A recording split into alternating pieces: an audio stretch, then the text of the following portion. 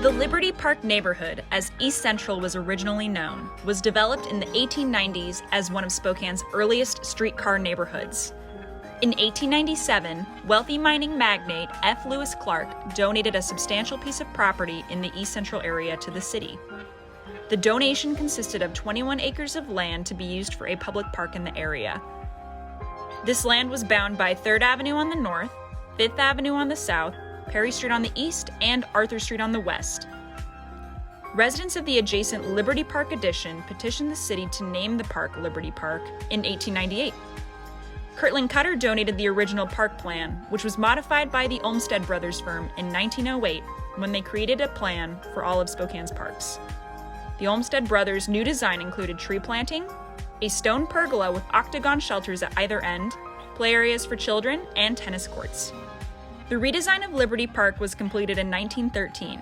The park became a well-known attraction in Spokane and was a key feature of the neighborhood. The Liberty Park neighborhood was developed as a working-class neighborhood with homes for laborers who worked in mining, logging, timber, construction, or the railroad industries. Between 1900 and 1910, when Spokane was booming, most of the homes in the neighborhood were built. At one time, it was the most diverse neighborhood in the city, with Black, Italian, and Japanese residents. During this period, the community was developing with churches, schools, and other public buildings, including the first East Side Library. While the neighborhood was growing, Sprague Avenue developed as a major commercial street, with neighborhood businesses such as grocery and hardware stores. It also included industries including the Sperry Flour Mill, which employed many neighborhood residents. In 1913, East Sprague was made a part of the Sunset Highway, an officially designated route from Seattle to Idaho. That increased the road traffic and saw the rise of service stations and motor courts. After World War I, Spokane experienced an economic slump which affected the industries which laborers depended upon. Good jobs evaporated and the neighborhood began declining.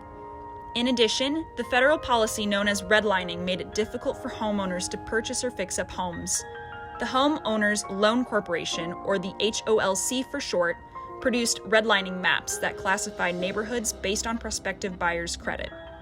According to the HOLC map for Spokane from 1938, the East Central neighborhood was colored yellow on the map and classified as definitely declining.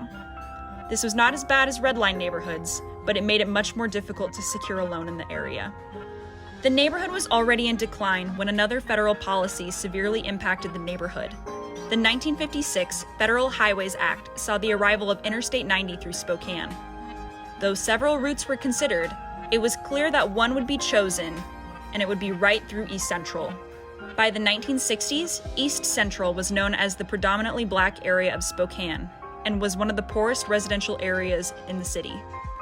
These are the neighborhoods that were chosen for interstates all across the country, and Spokane proved no different. Over 1,000 homes were demolished, along with businesses, a church, and a synagogue. In addition to the demolition of many homes and businesses, I-90 cut the neighborhood in half.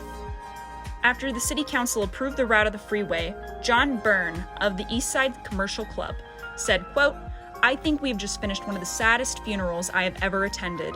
We have just buried the East End." Though that death knell proved premature, I-90 had a devastating impact on the neighborhood.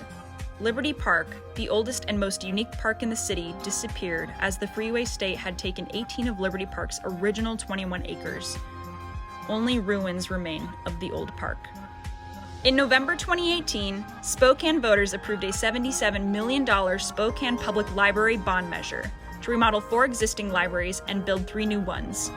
The Liberty Park location will replace the East Side location, which was the smallest branch in the system. The new library will nearly double in size, and the design will emphasize the westward views of the park.